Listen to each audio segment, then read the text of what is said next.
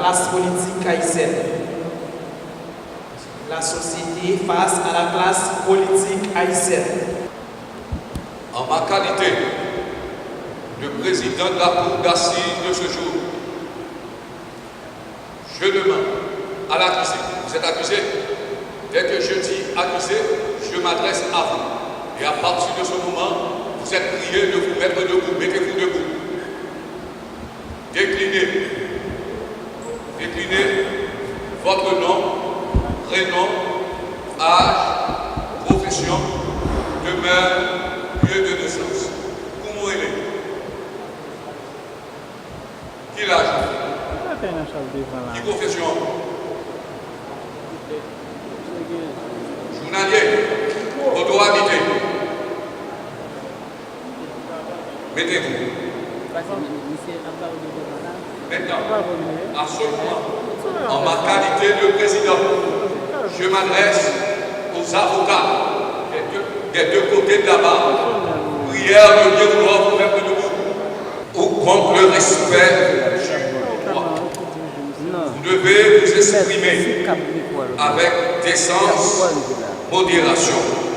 Et je profite de cette occasion pour pouvoir attirer votre attention concernant la durée de la plaidoirie.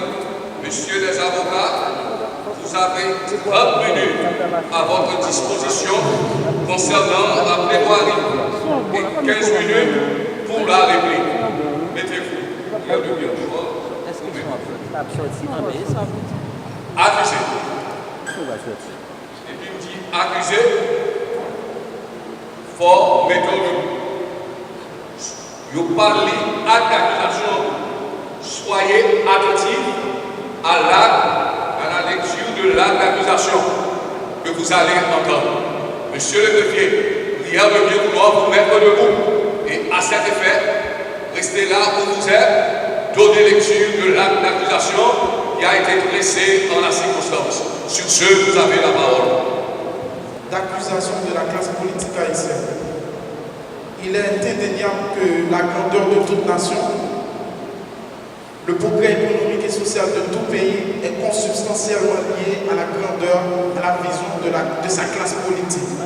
Autrement dit, la classe politique d'un pays détient la clé du devenir de ce pays, le sort et la destinée de tous les concitoyens et concitoyennes.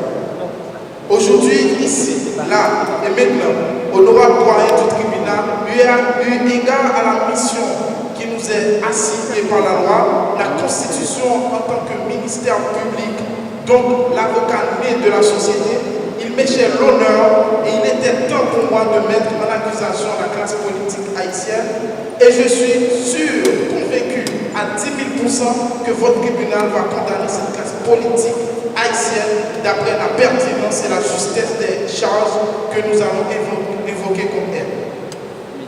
Haïti compte au moment où je vous parle, honorable, 7 millions de citoyens et de citoyennes vivant avec moins de $2 par jour. 3 millions sont menacés de mort par le fait. Alors que les membres de la classe politique n'ont pas démenti l'information, faisant croire que plus de millions de gouttes a été tiré de la caisse de trésor au fait de financer pour leur table le poisson lors de la fête Pâques. Quel scandale! La jeunesse haïtienne est désespérée. Et pour faire face à ce désespoir, diplôme universitaire en main, elle se fait humilier, traquer en République dominicaine, au Brésil et plus récemment au Chili en quête d'une vie et d'un avenir meilleur. Ces pays qui représentent un Eldorado pour cette jeunesse ont fermé leurs frontières car ils n'ont plus la possibilité d'accueillir toutes les misères engendrées en Haïti par la classe politique haïtienne. Il suffit que 2 citoyens urinent à Pétionville pour que Cité Soleil soit submergé sous les piles et détritus emportés dans leur passage dans les ravines en crue en raison de fait qu'elles n'ont jamais été nettoyées. Cela signifie que la classe politique haïtienne n'a aucune vision pour les milieux défavorisés, aucune politique environnementale et contribue par sa politique politicienne à la désertification accélérée de notre cher Haïti. Les membres de cette classe politique ont des pays de rechange, mais les gens de Grand-Ravine, de Cité-Soleil, de Gaboto, de Jalousie, de Décaïe n'ont pas. Ils sont abandonnés, livrés à eux-mêmes, dans la misère la plus grasse des conditions de vie infra-humaines. L'État subventionne l'EDH à plus de millions de dollars américains mensuellement. Le peuple est toujours dans le noir. Les éléments de cette classe politique corrompue, vénale, s'acoquinent avec certains vendeurs de blackout pour bouffer la subvention par des contrats imbattables. Ils ont la possibilité de se procurer un inverteur, panneau solaire, génératrice, avec 10 peuples là qu'à plein pour blackout. Le chômage bat son plein. Les chômeurs, pour la plupart, et en grande partie des jeunes gens et jeunes filles qui ont été à l'université détiennent une licence. Alors que l'OMRH, dans le cadre de la réforme de l'État et de la fonction publique, et suite à un inventaire des cadres au niveau de l'administration publique, a relevé que l'administration publique comporte 5% de cadres détenteurs d'une licence. Il est ici parce que la classe politique a militantisé l'administration publique haïtienne. De ce point de dire, les diplômés qui n'ont pas des acquaintances avec la classe politique sont dans le chômage. Qui, pire dans la plupart de nos jeunes filles, acceptent de se prostituer pour un petit contrat de 3 mois au sein d'une entité publique avec quelqu'un qui n'a ni lecture, ni verbe, ni écriture. Oh, nous tendons la radio. Les non-compétents peuvent contrôler les compétents, disait Alain dans ses propos sur les pouvoirs. Tout ceci est pour dire, honorable magistrat, à titre illustratif, que la classe politique haïtienne a piteusement, lamentablement, échoué au plan de développement du pays, au plan social, au plan économique et au plan environnemental. Honorable magistrat, nous sommes partis de la constitution de la classe politique haïtienne a échoué. Mais comment expliquer que nous en sommes arrivés là, à ce carrefour en Haïti, de devenir un jeu, un camp de concentration? Pour lever cette interrogation, nous sommes obligés de nous entendre sur la définition de la classe politique. La classe politique est conçue comme étant exclusivement composée de personnes ou de groupes qui occupent des positions d'autorité ou de pouvoir ayant la possibilité et la responsabilité de changer la société dans le sens d'améliorer le bien-être de la population. Le pays est dirigé dans l'indifférence totale de la classe politique à l'égard de l'amélioration des conditions de vie de la masse populaire. La classe politique fait de la politique dans le but de s'enrichir. La politique enrichit exclusivement et uniquement les gens qui ont la pratique. Elle a une conception néo-patrimoniale de l'État, en ce sens qu'elle sert de l'État comme levier et instrument de leurs intérêts et mesquins. Tels sont, honorables magistrats, les faits probants justifiant la mise en accusation de la classe politique haïtienne par devant votre tribunal. Pourquoi le ministère public requiert qu'il vous plaise, l'honorable magistrat, de condamner la classe politique haïtienne à la peine prévue par la loi en la matière?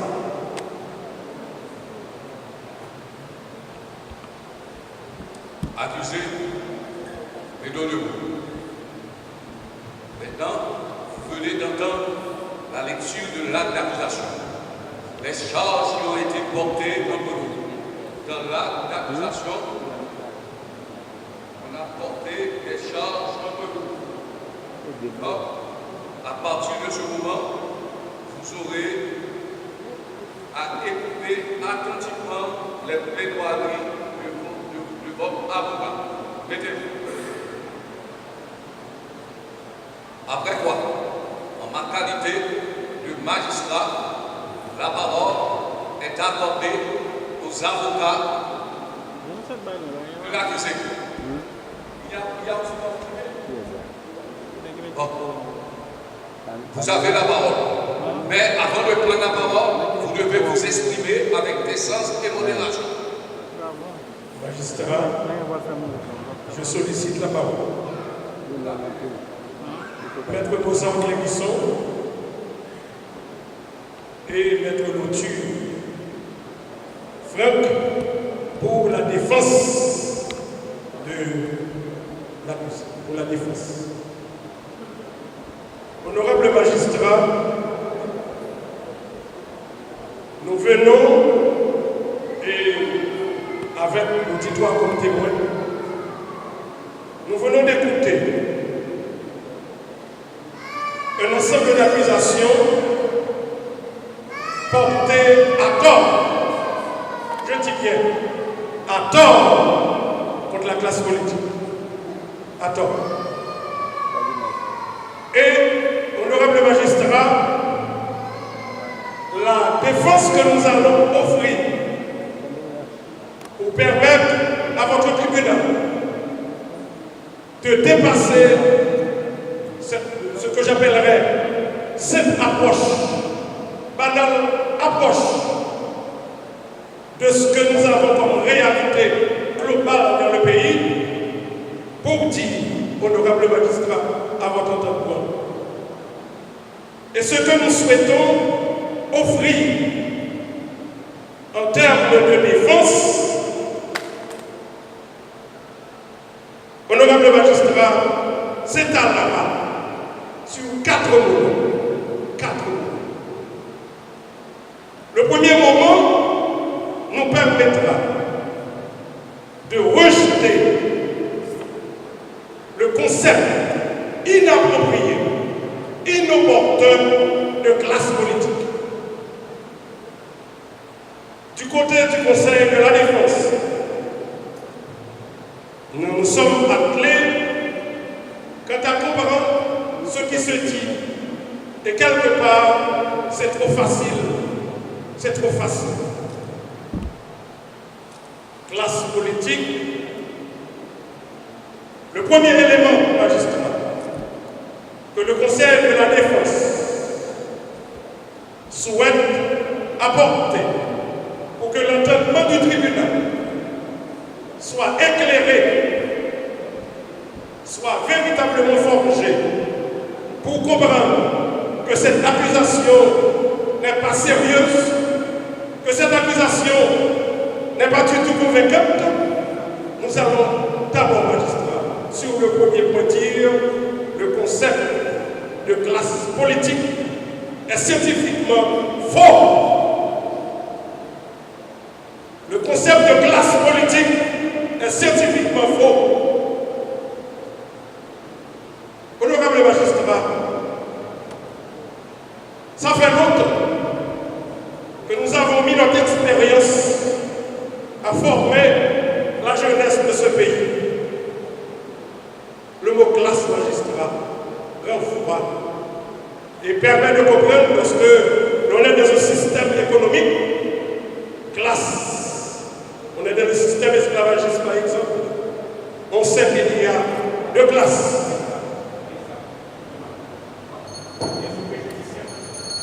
En ma qualité de président, mais vous n'avez pas la parole. Attendez. Non, attendez. Mais vous n'avez pas la parole. Non, vous n'avez pas la parole. En ma qualité de président, j'ai dirigé le débat. Il faut respecter le magistrat. L'audience est suspendue. Vous n'avez pas la parole. L'audience est suspendue. L'audience est suspendue. L'audience est suspendue. Mettez-vous. Non, il faut respecter le tribunal. Mettez-vous. Il faut respecter le tribunal. Vous n'avez pas la parole. Mettez-vous. Attendez. Bon. Attendez. Il faut vous dire. Vous n'avez pas la parole. Je dirige un débat.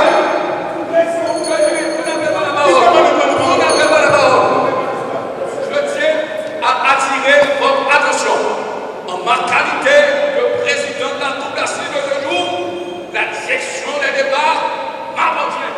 En ma qualité de juge, c'est à moi de diriger les débats.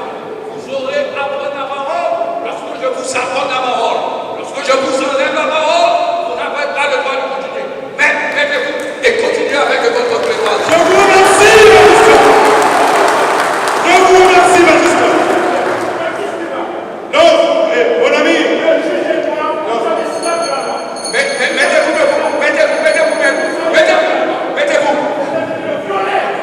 Mettez-vous. Oui.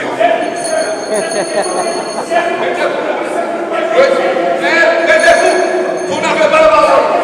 Je dirige un débat. Je comprends, magistrat, je comprends son problème. Il y a des litiges, il s'agit d'une question préjudicielle. Le juge, les avocats sont esclaves de la loi. Et le juge qui viole la loi est un juge qui va au-delà. C'est un excès pour quoi? Vous dites que vous contestez l'identité de classe politique et vous défendez la classe politique.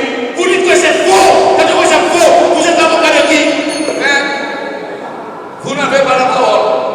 Je tiens encore. Je sollicite la parole, Maïsla. Non, vous n'avez pas la parole. Maïsla, nous sommes conscients que vous n'avez pas encore la parole. Cependant, nous avons une question préjudicielle à soulever et cette question doit être soulevée in limite. L'audience est suspendue. L'audience est suspendue. Je suis maître des débats. En ma qualité de président de la Cour d'assises de ce jour, personne ne saurait m'empêcher de moi pour avoir l'adjectif de débat. Et en ma qualité de président, je tiens à souligner à l'attention des avocats de la partie civile. Vous aurez à prendre la parole lorsque je vous accorde la parole. Vous êtes des avocats militants. Vous n'êtes pas des avocats stagiaires. Vous devez donner des avocats le bon exemple. Comportez-vous en tant qu'avocat militant, avocat expérimenté. Mais continuez avec votre plaidoirie. Merci, honorable magistrat. Le droit est en train de vivre de triomphe agréable pour la société. Et dans le cadre de ce procès, nous sommes deux du côté du conseil de l'accusé et mon confrère, Maître Lauture, a la parole pour continuer à dire et assurer les licences équitables la défense.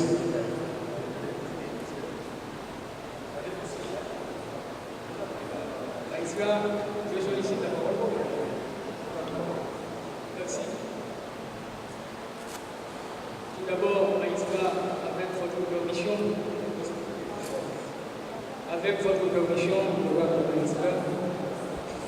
je tiens à présenter au tribunal et à l'assistance les excuses du sénateur Jean-Modèle Sénatus qui a été appelé à défendre la thèse négative dans le cadre de ce procès.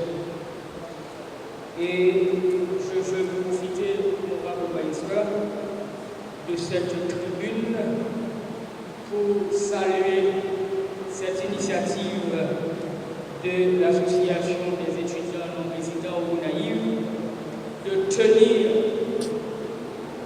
à Jacmel cet événement marqué du saut de la première fois à Jacmel, il faut bien le préciser.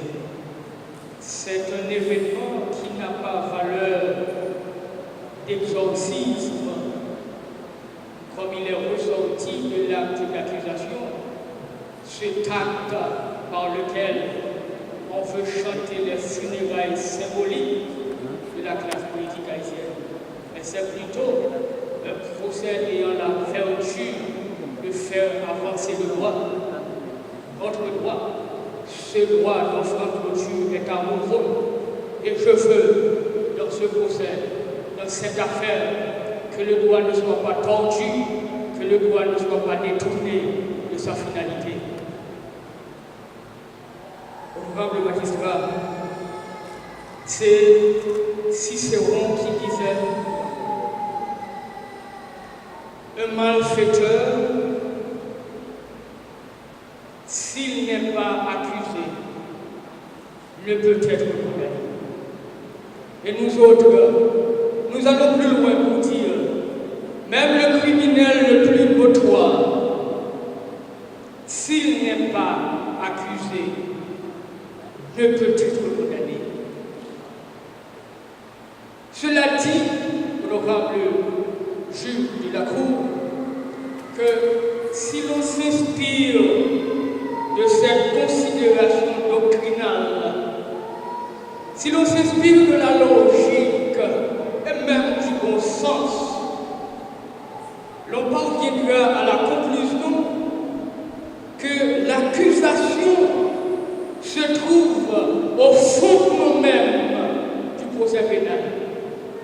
Si on s'inspire de la logique, même du bon sens, l'on parviendra à la conclusion que l'accusation, c'est le fil conducteur du procès pénal. Or, dans ce cas précis qui nous intéresse, honorable magistrat, il s'agit d'une accusation portée contre ce qu'ils appellent la classe politique haïtienne et par qui? Par la société haïtienne indissociable de la classe politique. Et c'est pourquoi, honorable magistrat, nous disons que nous contestons l'accusation, c'est-à-dire la base même de ce procès, et ce qui sert de fondement, ce qui sert de base à ce procès. Parce que justement, ça vient de la société génitrice de l'accusé. Cette société réfractaire au principe, cette société qui fait corps avec cette classe, cette société dans la matrice de laquelle est issue les politiques, cette société dont l'indifférence frise la complicité. Et nous disons, nous contestons l'accusation qui se trouve au fondement même de ce procès. Et ce, pour trois raisons.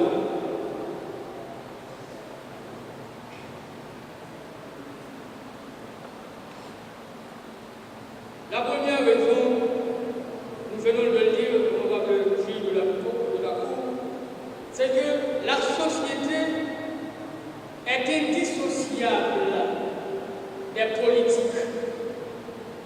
Et je dis, et ce n'est pas M. Kofi qui dira le contraire, c'est un procès contre la société haïtienne. Et dans ce procès contre la société, cette dernière ne saurait être accusatrice. Nous sommes en train de faire ici le procès de la société haïtienne. C'est de ça qu'il s'agit. Et la troisième raison, honorable magistrat, c'est que la société n'étant pas victime et de sa complicité, elle ne peut pas accuser ceux qui sont issus de sa matrice sociale. Ceux qui ont suivi le procès diraient avec raison que M. Clôture a aujourd'hui la malchance de se trouver en face de M. Hannibal Kofi. Ma femme et mes enfants qui sont là diraient autant. Et il aurait d'autant plus de raison qu'il s'agit de Franck Clôture ayant apparemment la taille d'une guêpe. Mais je veux les consoler à l'idée que ce Franck Clôture, lorsqu'il enfile sa toile d'avocat, il est une guêpe de taille. Et je dis, confrère, honorable président, sur le développement de mon confrère, il y a une vérité qui s'établit ici. Et c'est au nom de celle-ci que l'entendement du tribunal doit être forgé. La notion de classe politique est inappropriée. Si on vient ici pour parler de classe politique, il y a de cette manière de dire une myopie intellectuelle. Une myopie intellectuelle. Et justement, lorsque quelqu'un est frappé de myopie, ce qui sort de sa bouche est porte, disons, trois infirmités, maître, trois infirmités. Lorsqu'on est frappé de myopie, parce que ça fait longtemps, et vous l'avez dit et je reprends avec vous, le confrère de face, et je dis pour le tribunal, c'est mon frère depuis plus de 40 ans. Mais ici, nous ne le connaissons pas. La nommer et on cesse de le nommer. Notre problème à nous, aujourd'hui, on le reconnaît encore et c'est ce qui nous dérange, c'est ce qui nous bouleverse. Qu'est-ce qu'il a été fait avec nous? Ce que nous avons mis un temps à accumuler en termes de savoir, il le sait avec nous. Je comprends l'égarement, malheureusement peut-être le propre de plusieurs personnes, il s'égare. Magistrat, comprenez. Le tribunal doit s'entendre sur une réalité. La notion de classe politique est inappropriée. Du point de vue sémantique, je mets en face de moi cette mot classe politique. Je n'ai aucun problème avec classe politique. Mais dès lors qu'on les rapproche, je me sens dérangé, car il est impropre de parler de classe politique. Parce que le mot classe renvoie à cette, je dirais, détermination inappropriée de parler de classe politique. Parce que lorsqu'on dit classe politique, ça existerait dans un opposé qui serait classe non politique. Et c'est dérive que nous devons corriger, c'est le rôle de la défense. Lorsque nos élèves reviennent à tutelle, classe des affranchis, classe terminale, cette connaissance là sont à Paris. Il n'y a pas de classe des blancs, il n'y a pas de classe des affranchis. Ce que nous devons faire, l'accusation en relation avec la classe politique, parce que le concept n'existe pas. Lorsqu'on vient contre vous un tribunal, on n'a pas de fait tangible. Classe politique n'existe pas. On ne peut pas invoquer par le voie du tribunal le concept classe politique. On pourrait, dans cette dérive, parler de classe des chauffeurs de taxi, de classe de personnel coiffure à paix. Ce serait. C'est à moi. Donc c'est tout pour dire en relation avec le concept n'existe pas et la classe politique ne peut venir pas devant vous pour dire on ne peut pas devant vous, elle porte responsabilité parce que le concept classe politique n'existe pas.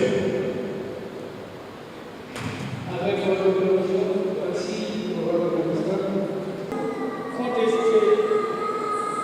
Parce que justement, l'accusation qui sert de fondement est contestée parce que justement, ça vient de la société. Lorsque l'huissier a eu à invoquer l'affaire inscrite au rôle, il a si bien dit qu'il s'agit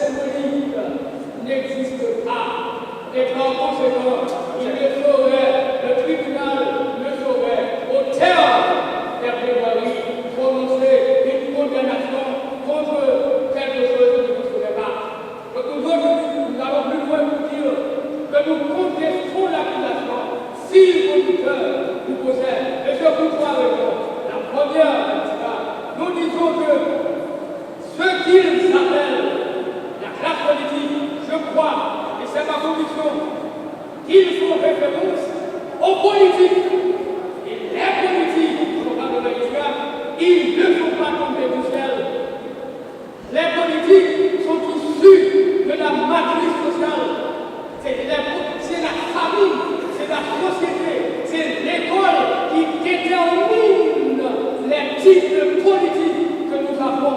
Je parle de cette société à laquelle appartient Bénédicte Kofi. Je parle de cette société à laquelle appartient Bénédicte. Et je dis, c'est un procès, non pas contre la classe politique, comme ils veulent faire comprendre. C'est un procès contre la société elle-même. Et de ce procès, la société ne saurait être accusatrice. Ce serait trop facile. Ce serait trop facile. Nous sommes habitués à la facilité. Nous sommes habitués à ça, à une tutelle que les gens qui ont dynamité les sont décommandés. Demande avec moi. Aujourd'hui, nous sommes passés dans un décommandé. C'est trop facile. Je dis, la société est indissociable des politiques. Si on veut savoir quelle politique va donc avoir, il faut se questionner quelle famille a-t-on, quelle école a-t-on, de quelle société sont-ils socialisés. Comment cette société peut-elle aujourd'hui être accusatrice? Non, je dis non. Je parle de cette société, de son ensemble réfractaire au principe. Je parle de cette société qui n'exige rien des politiques. Je parle de cette société dont l'indifférence frise la complicité. Je parle de cette société complice et non de cette société victime de la tête de conflit. Et non de cette société victime de la tête de conflit. Mais non, je parle de cette société dont l'indifférence va trop loin, va sincèrement trop loin. Et ce procès va servir de prétexte pour appeler cette société à assumer au amour ses responsabilités et qu'elle soit que les espaces de pouvoir nous puissions avoir les gens qu'il faut. Parce que la société, c'est une industrie. La société, c'est une industrie qui produit les hommes et les femmes pour les espaces de pouvoir publics. Voilà de quoi il s'agit. Et ce n'est pas Maître Kofi qui dit à le connaissant. Et ce n'est pas trop tard de lui demander de renoncer à ce qu'il allait dire parce que c'est déjà établi que c'est faux. C'est ce qu'il lui reste à faire. Parce qu'il vous Il lui reste une seule chose. Il vous reste une seule chose. Et nous sommes prêts à vous concéder cette faveur. Il faut que nous demandons cette permission de concéder à notre frère cette faveur. Je sais. Je n'ai pas trop l'accuser. Je le connais. Il est magnanime de sa manière. Et il va donner au tribunal et à la société la preuve qu'il est un homme magnanime. Et le confrère qui est à ses côtés sera en harmonie avec nous. Parce que lorsqu'on se présente par devant le tribunal, où l'accusation portée est sans compte, où l'accusation est, disons, bancale, mal fabriquée, la grandeur de nous. Et je sais, je le connais depuis plus de 40 ans, porter accusation contre quelque chose qui n'existe pas. Ça fait une chose. La deuxième chose, à écouter l'acte d'accusation, il y a une démarche par laquelle on veut mettre de côté toutes les autres catégories sociales qui existent. S'il doit avoir une accusation, c'est celle qui concerne toutes les catégories sociales. L'État failli, mon frère, l'État failli, c'est l'état de toutes les composantes de la société haïtienne.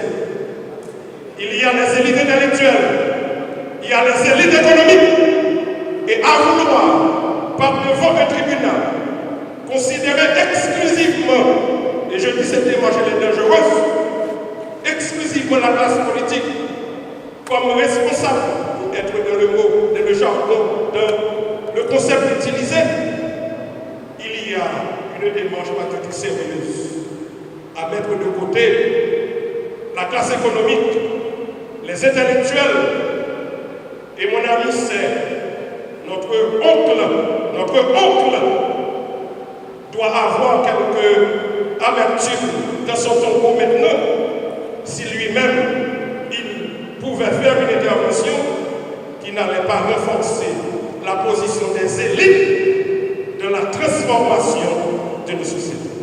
Honorable magistrat, comprenez, votre tribunal comprendra. Il s'agit